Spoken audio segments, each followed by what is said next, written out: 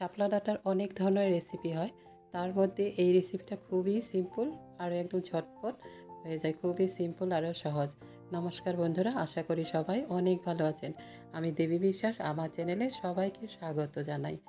এই যে শাপলা ডাঁটার রেসিপি নিয়ে আজ হাজির হলাম। দেখুন, শাপলা ডাঁটার জন্য এই বাজার থেকে এইভাবে শাপলা ডাঁটাগুলি কিনে এনেছে, এভাবে গোল গোল করে বাঁধা ছিল। আমি দেখুন একটা একটা করে কেটে এই ডাঁটাগুলি এভাবে লম্বা লম্বা হয়, ডাঁটাগুলি এইভাবে ছুরির সাহায্যে আমি একটা করে দেখাচ্ছি। দেখুন, সাহায্যে জাস্ট ছুরিটা টাচ করলেই কেটে যাচ্ছে। খুবই সিম্পলভাবে এটা ছাড়ানো যায়, তবু দেখিয়ে দিচ্ছি আপনাদের সুবিধার জন্য। এভাবে দেখুন এক এক করে আঁচগুলি ছাড়িয়ে জাস্ট ছুরিটা টাচ করলেই কেটে যাচ্ছে, খুবই সিম্পল। হ্যাঁ, এভাবে এক এক করে এভাবে সবাই জানেন, তবু একবার দেখিয়ে দিচ্ছি। দেখুন এভাবে এক করে এই রেসিপিটার জন্য এভাবে আমি লম্বা লম্বা করে কেটে নেব। এভাবে শাপলা ডাঁটার বলি শাপলা ডাঁটা শরীরের পক্ষে খুবই উপকারী, খাওয়া খুব ভালো, মাঝে মধ্যে খাওয়া যায়, কিন্তু বাজারে বেশি পাওয়া যায় না। যখনই আমাদের বাজারে দেখতে পাই আমরা কিনে আনি। তাই রেসিপিগুলি অনেক ধরনের রেসিপি করা যায়, তার মধ্যে এটা একদম একদম সিম্পলভাবে করা রেসিপি। শাপলা ডাঁটার একদম সহজ আর সিম্পল, ঝটপট হয়েও যায়। দেখুন এইভাবে এক এক করে আমি শাপলা ডাঁটাগুলি এভাবে কেটে নিচ্ছি। দেখুন একটু বড় বড় করে কেটে নিচ্ছি।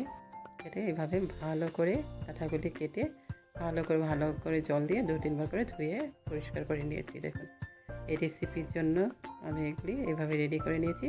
আর এই রেসিপির জন্য একটা মশলা তৈরি করে নেব আগে। তার জন্য দেখুন এখানে আমি একটা মিক্সির জার নিলাম। এই মিক্সির জারে আমি মশলাগুলি পেস্ট করে নেব। তার জন্য দেখুন আমি এইদিকে সাদা শস্য নেব 1 চামচ। এই শস্যগুলো আমি আনার পরে ধুয়ে ভালো করে রোদে দিয়ে শুকিয়ে রাখি, তাই ধুচ্ছি না।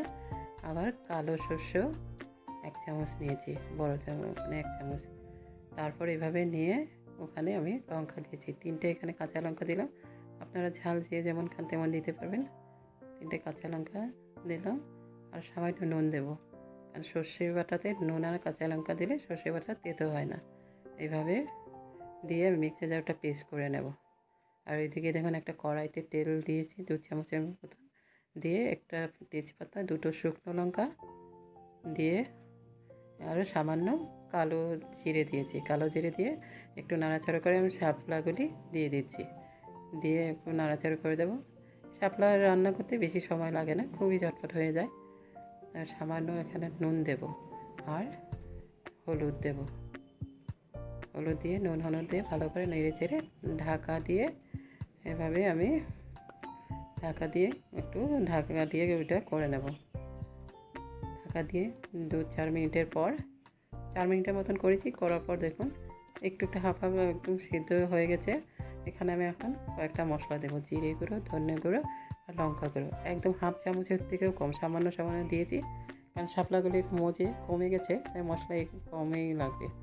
এভাবে দিয়ে আবার নাড়াচাড়া করে আবার 2-4 মিনিটের জন্য 4 মিনিটের জন্য ধরুন ঢেকে দিচ্ছি। শাপলাগুলি খুবই তাড়াতাড়ি হয়, 10 মিনিট সময় লাগে, শাপলার রেসিপি রান্না করা হয়েই যায়। দেখুন এদিকে হয়েছে। ওইদিকে আমি সর্ষে বেটে রেখেছিলাম, যে বেটে ওটা আমি ছাঁকনি দিয়ে ছেঁকে রেখেছি। দেখুন একটু সর্ষে বাটা আর একটু জল দিয়েছি। এখানে আমি এক্সট্রা আর জল দেবো না, ওইটুকু জলে আমার রান্না হবে। একটু মাখো মাখো করে করবো, এটা মাখো করে করলেই ভালো লাগে খেতে। এভাবে দেখুন আরও 2 মিনিট করে সর্ষেটা যখন হয়ে গেছে, সর্ষেটা মিশে গেছে, আমি 2 চামচ নারকেল কুঁড়ো দিয়েছি। এই নারকেল কুঁড়ো দিলে আর রেসিপিটা আরও ভালো লাগে। নারকেল কুঁড়ো ভালো অবশ্যই দেবেন।